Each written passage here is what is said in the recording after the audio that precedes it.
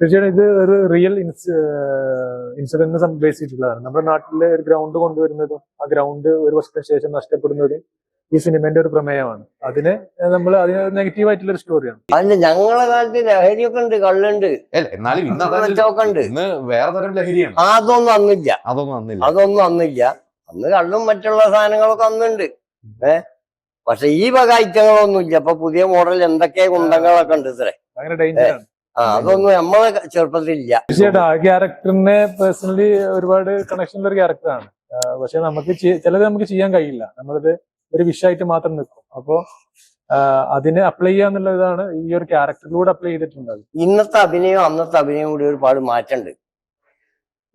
അഭിനയം എന്ന് പറഞ്ഞാൽ നമ്മളിൽ ശരിക്ക് മുഖത്ത് വരണ ഈ നവരസങ്ങൾ ഒരുപാട് കാര്യങ്ങൾ പഠിക്കാനുണ്ട്. അതൊക്കെ ചെറിയ കാര്യങ്ങളല്ല അതൊന്നും. മറ്റത് 4 മോട്ടോർ സൈക്കിളും 4 ഏക്കന്മാരും അത് എവിടെ പോണി എന്തൊക്കെ നടക്കണം. ഞാൻ ആ വഴിക്കന്നെ പോക്കില്ല സിനിമ. പക്ഷെ ഇങ്ങനെ പറഞ്ഞ പ്രശ്നം എന്ന് വെച്ചാൽ അങ്ങനത്തെ സിനിമയിൽ ഒരു മോട്ടോർ സൈക്കിളിന്റെ പിന്നിലിരിക്കുന്ന കഥാപാത്രത്തെ അങ്ങനത്തെ ഞാൻ പോയില്ല.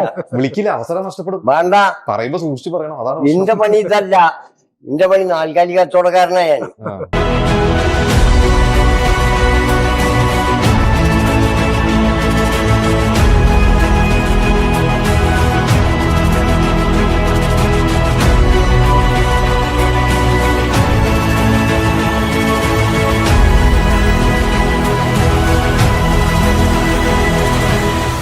നമ്മുടെ ഫുട്ബോളിന്റെ കാലമാണ് ഇപ്പോ ഈ വേൾഡ് കപ്പിന്റെ കാലത്ത് ഒരു സിനിമ തിയേറ്ററിലെത്തിയാണ് ബോളാഗോളം.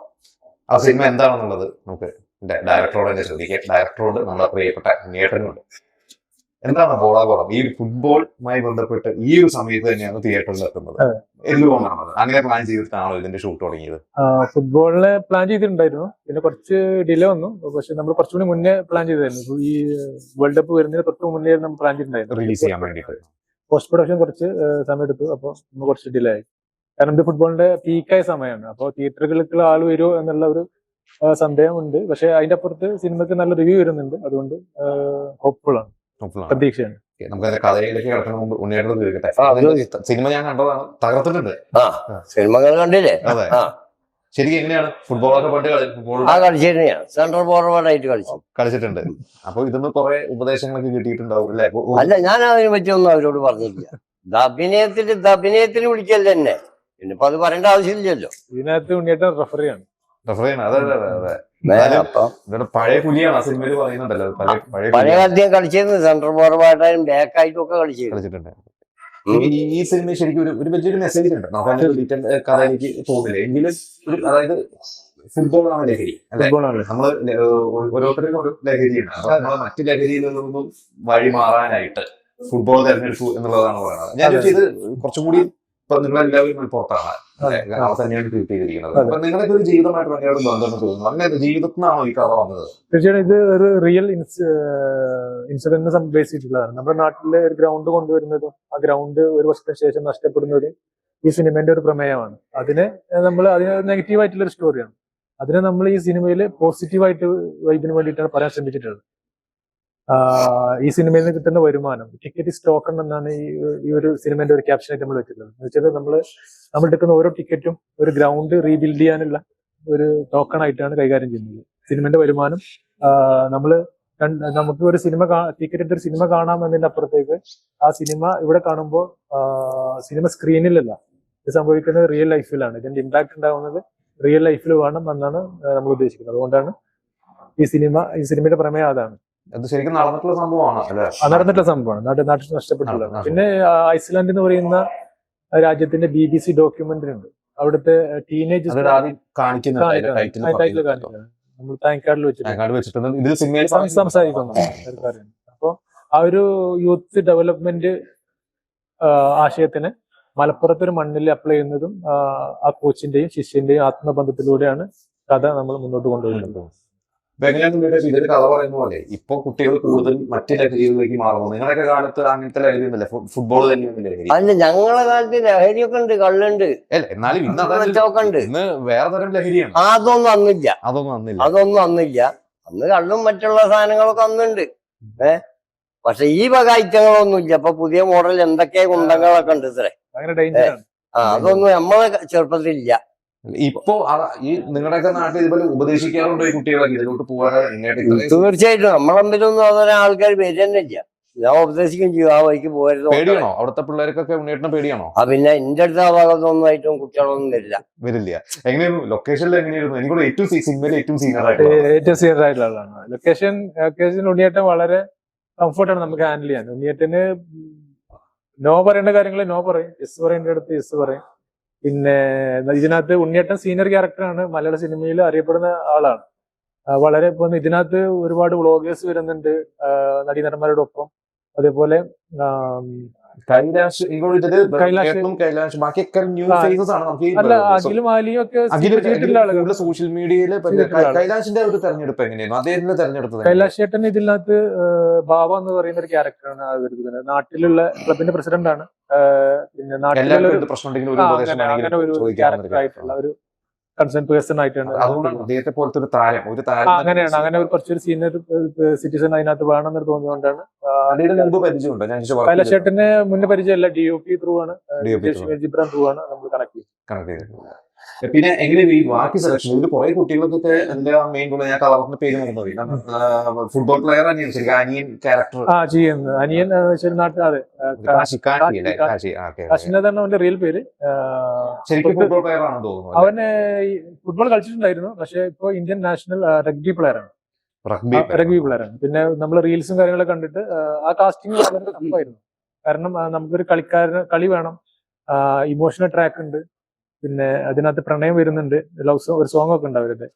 അപ്പോ ഈ ഒരു ക്യാരക്ടർ പ്ലേ ചെയ്യാന് ആ ക്യാരക്ടർ പിടിച്ചു പോയിട്ടില്ലെങ്കിൽ അത് പെട്ടെന്ന് പാളിപ്പോകും. കാരണം കളി ഇമ്പോർട്ടന്റ് ആണ്, അത് സെയിം ടൈം ഇമോഷൻ ഇമ്പോർട്ടന്റ് ആണ്. അപ്പോ അത് ടഫ് ടാസ്ക് ആയിരുന്നു. പക്ഷെ അത് കാശി അത് നന്നായി ചെയ്തിട്ടുണ്ടെന്നാണ് റിവ്യൂസും കാര്യങ്ങളൊക്കെ നമുക്ക് വന്നുകൊണ്ടിരിക്കുന്നത്. പുതിയ പിള്ളേരുടെ കൂടെ അഭിനയിക്കുമ്പോഴേ അവരുടെയൊക്കെ പെർഫോമൻസ് നേരിട്ട് ചിന്തിക്കില്ല. അല്ല, അങ്ങനെ അവരുടെ ഒരു കഴിവുകളൊക്കെ നേരിട്ട് കാണുമ്പോൾ അവരുടെ കൂടെ വർക്ക് ചെയ്യുമ്പോൾ കഴിവ് എന്ന് പറഞ്ഞാൽ ഇപ്പോഴത്തെ പഴയ ഞങ്ങള് ഇന്നത്തെ അഭിനയവും അന്നത്തെ അഭിനയവും കൂടി ഒരുപാട് മാറ്റമുണ്ട്. അഭിനയം എന്ന് പറഞ്ഞാൽ നമ്മളിൽ ശരിക്കും മുഖത്ത് വരണ ഈ നവരസങ്ങൾ ഒരുപാട് കാര്യങ്ങൾ പഠിക്കാനുണ്ട്. അതൊക്കെ ചെറിയ കാര്യങ്ങളല്ല അതൊന്നും. റീൽസിന്റെ കാലമാണ്. അതെ, ഇന്നത്തെ ഇപ്പൊ എന്തോ സിനിമ എന്തോ നടക്കുന്ന 4 ചെക്കന്മാര് മോട്ടോർ സൈക്കിളായിട്ടാണ് പോകുന്നത്. അത് അവിടെ എവിടെയെങ്കിലും വെച്ച് അവസാനിക്കുന്നത്. അച്ഛനും ഇല്ല, അമ്മയില്ല, നായകനും ഇല്ല, നായകയില്ല, തള്ളയും നന്ദിയും ഒക്കെ വേണ്ടേ? ആ കുടുംബമൊന്നും ഇന്നത്തെ പടങ്ങളിൽ ഇല്ല. നമ്മളെ സിനിമയിലത്തെ കുടുംബം അന്ന് ഈ സിനിമകളിലാണ് കുടുംബം ഉള്ളത്. അതെ അതെ, ഇതിൽ ശക്തമായിട്ടുള്ള കഥാപാത്രങ്ങളുണ്ട്. മറ്റത് 4 മോട്ടോർ സൈക്കിളും 4 ചെക്കന്മാരും. അത് എവിടെ പോണി എന്തൊക്കെ നടക്കുന്നത്? ഞാൻ ആ വഴിക്കന്നെ പോക്കില്ല സിനിമ. പക്ഷെ ഇങ്ങനെ പറഞ്ഞ പ്രശ്നം എന്ന് വെച്ചാൽ അങ്ങനത്തെ സിനിമയിൽ ഒരു മോട്ടോർ സൈക്കിളിൽ പിന്നിലിരിക്കുന്ന ഒരു കഥാപാത്രത്തെ അങ്ങനത്തെ ഞാൻ പോയില്ല, വിളിക്കില്ല, അവസരം നഷ്ടപ്പെടും. വേണ്ട, പറയുമ്പോ സൂക്ഷിച്ചു പറയണം. അതാണ് എന്റെ പണി ഇതല്ല. എന്റെ പണി നാൽക്കാലി കച്ചവടക്കാരനാ ഞാൻ. എനിക്ക് പറ്റാവുന്ന സിനിമ വിളിച്ചെങ്കിൽ മാത്രമേ പോകൂ. ചില സെറ്റിൽ നിന്ന് എനിക്ക് പറ്റില്ലെങ്കിൽ ഞാൻ പണിയൊക്കെ പറഞ്ഞ് ഞാൻ ബോധ്യം ചെയ്യും. ഈ കഥാപാത്രം ഇഷ്ടപ്പെടാത്ത കാര്യങ്ങൾ ചെയ്യാൻ ഞാൻ പറഞ്ഞ അങ്ങനെ എന്തെങ്കിലും ഉണ്ടോ? ഈ കഥാപാത്രം ചെയ്യുമ്പോ എനിക്ക് പറ്റുന്ന കഥാപാത്രം തീർച്ചയായിട്ടും അങ്ങനെയുണ്ട്. എന്നെ കൊണ്ട് ഒരു ഓഫീസറാക്കിയാൽ ഞാൻ സമ്മതിക്കില്ല. എനിക്ക് വേണ്ടറിയത് എനിക്ക് പറ്റാവുന്ന ചില വേഷങ്ങളുണ്ട്, നാടൻ വേഷങ്ങൾ മനസ്സിൽ അത് മാത്രമേ ഞാൻ ഏറ്റെടുക്കൂ. മറ്റേത് നിങ്ങൾ എന്ത് തരാന്ന് പറഞ്ഞാൽ ഇന്ന കിട്ടി. എന്നാലും കുറച്ച് വ്യത്യസ്തത ചെയ്ത ഒരു വെല്ലുവിളിയല്ലേ? പറ്റാത്തത് ചെയ്യുമ്പോഴാണല്ലോ ഒരു വെല്ലുവിളി. പറ്റാത്തത് പറഞ്ഞാൽ അങ്ങനത്തെ വേഷങ്ങളൊക്കെ കടുപ്പപ്പെട്ടൊക്കെ ഞാൻ ചെയ്യും. വേഷം എനിക്കൊന്നും വലിപ്പം വരില്ല. പക്ഷെ വലിയൊരു ഓഫീസറോ മറ്റുള്ളതൊക്കെ ആണെങ്കിൽ എന്നെ കൊണ്ട് പറ്റില്ല അറിയും. കാരണം എന്റെ ഇത് അതിന് പറ്റണതല്ല.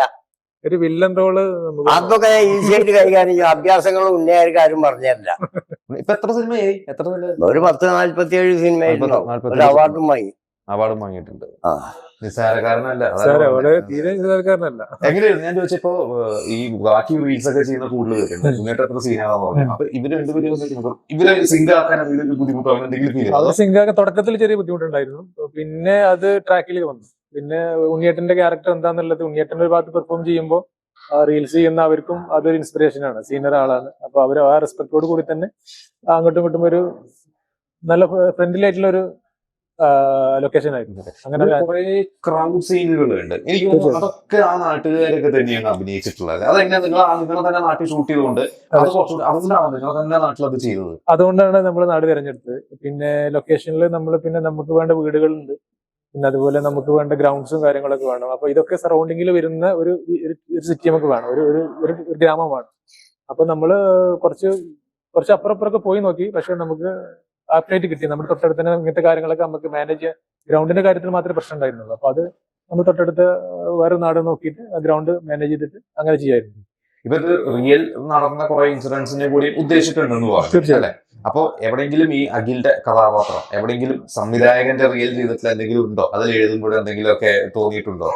തീർച്ചയായിട്ടും ഇതുപോലെ ഒരു നാട്ടിലെ ഇത് പ്രശ്നങ്ങൾ കാണുമ്പോൾ അത് നേരെയാക്കി എടുക്കണം എന്നൊക്കെ അങ്ങനെ എന്തെങ്കിലും ഒരു ശ്രമങ്ങൾ തീർച്ചയായിട്ടും ആ ക്യാരക്ടറിനെ പേഴ്സണലി ഒരുപാട് കണക്ഷൻ ഉള്ള ഒരു ക്യാരക്ടറാണ്. പക്ഷെ നമുക്ക് ചിലത് നമുക്ക് ചെയ്യാൻ കഴിയില്ല, നമ്മളത് ഒരു വിഷയമായിട്ട് മാത്രം നിൽക്കും. അപ്പോ അതിനെ അപ്ലൈ ചെയ്യാന്നുള്ളതാണ് ഈ ഒരു ക്യാരക്ടറിലൂടെ അപ്ലൈ ചെയ്തിട്ടുണ്ട്. അത് ഇപ്പൊ പല കാര്യങ്ങളിലും അത് അപ്ലൈ ചെയ്തിട്ടുണ്ട്. അങ്ങനെ എന്തെങ്കിലും ചെയ്തു. ഇനിയിപ്പോ എന്തായാലും സിനിമ ഇപ്പൊ തിയേറ്ററിൽ എത്തുകയാണ്, ജനങ്ങളിലേക്ക് എത്തുകയാണ്. റിവ്യൂ കേട്ട് നല്ല അഭിപ്രായങ്ങൾ കിട്ടി. എന്ത് തോന്നുന്നു ഒരു സിനിമ പ്രേക്ഷകർ ഇത് കാണേണ്ട സിനിമ തന്നെയാണ് അല്ലേ? തീർച്ചയായിട്ടും ജനങ്ങൾ കാണണം. വെറുതെ കണ്ടു മറക്കേണ്ട സിനിമയല്ല. അല്ല നല്ല നന്നായിട്ടുണ്ട് പടം. ഞാൻ കണ്ടല്ലോ, പടം നല്ല പടമാണ്. അതുകൊണ്ട് ജനങ്ങളെ എല്ലാവരും കാണുക, പടം വിജയിപ്പിക്കുക. വേറെ ഏതൊക്കെയാ സിനിമ ഇപ്പൊ ചെയ്തുകൊണ്ടിരിക്കുന്നത്? ചെയ്തൊക്കെ എടുക്കാൻ ചെളിയൻ, സൂപ്പിയാൻ, അങ്ങനെ പറഞ്ഞ പടങ്ങൾ ഒരു 3-4 ഉണ്ട്. ഇപ്പോഴും നാട്ടിൽ തന്നെയാണ്, കൊച്ചിയിലേക്കൊന്നും കൊച്ചിക്കാരനായിട്ടില്ലല്ലോ, നാട്ടിൽ തന്നെയല്ലേ? നാട്ടിൽ തന്നെ. എന്റെ നാട്ടില് പൈക്കള കയറുന്നുണ്ട് എപ്പോഴും. തന്നെയുണ്ട്. അല്ല, സിനിമാക്കാരനായി കൊച്ചിയിലോട്ട് സിനിമാക്കാരനാവണ്ട, എനിക്ക് 4 കച്ചവടക്കാരനായാൽ മതി. ഇപ്പോഴും നാട്ടിലെ പഴയ ക്യാരക്ടറാണ്. 3-4 സിനിമ വന്നു, അതൊക്കെ എനിക്ക് പറ്റാതിന്റെ ഒഴിവാക്കി. സിനിമയിൽ മാത്രമല്ല, ജീവിതത്തിലും ക്യാരക്ടർ ജീവിതത്തിൽ ഒരു ക്യാരക്ടറാണ് കണ്ടുപിടിക്കുന്നത്. അതെ, അതന്നെ അത് മാറ്റിയ പരിപാടിയില്ല. അപ്പൊ എന്തായാലും സിനിമ എന്തായാലും പ്രഷർ ഒരു ചർച്ചയാവട്ടെ. ഈ പറഞ്ഞ പോലെ തീർച്ചയായിട്ടും അതിനകത്ത് ഒരുപാട് മാറ്റങ്ങൾ കൊണ്ടുവരാൻ പറ്റും. നമ്മളിപ്പോ ഫുട്ബോൾ കളിക്കുമ്പോൾ നമ്മൾ പറയും പൊരുതി കളിക്കാന്ന് പറയും, പൊരുതിയിട്ട് പോയാൽ പോട്ടെ നോക്കാന്ന് പറയും. അപ്പൊ ഒരു പൊരുതലാണ് ഈ സിനിമ, ഒരു പൊരുതലാണ്, ഒരു നന്മക്ക് വേണ്ടിയുള്ള ഒരു പൊരുതലാണ്. അപ്പൊ ബാക്കി ഇതിന്റെ ഭാവി തീരുമാനിക്കേണ്ടത് ഞാൻ പറഞ്ഞ പോലെ സ്ക്രീനിലല്ല, റിയൽ ലൈഫിലാണ് ഇതിന്റെ ഇമ്പാക്ട് വേണം. അത് സംഭവിക്കും എന്നാണ് കേരള സമൂഹത്തിൽ നമുക്കൊരു പ്രതീക്ഷയുണ്ട്. കാരണം ഒരുപാട് എല്ലാ നല്ല കാര്യങ്ങളിലും നമ്മുടെ സമൂഹം ഒരുമിച്ചിട്ടുണ്ട്. അപ്പൊ ഈ ഒരു കാര്യത്തിലും ഇത് ഒരുമിക്കുന്നാണ് നമ്മൾ പ്രതീക്ഷിക്കുന്നത്. അപ്പൊ നന്മ ചെയ്യട്ടെ. Thank you sir. ശരി.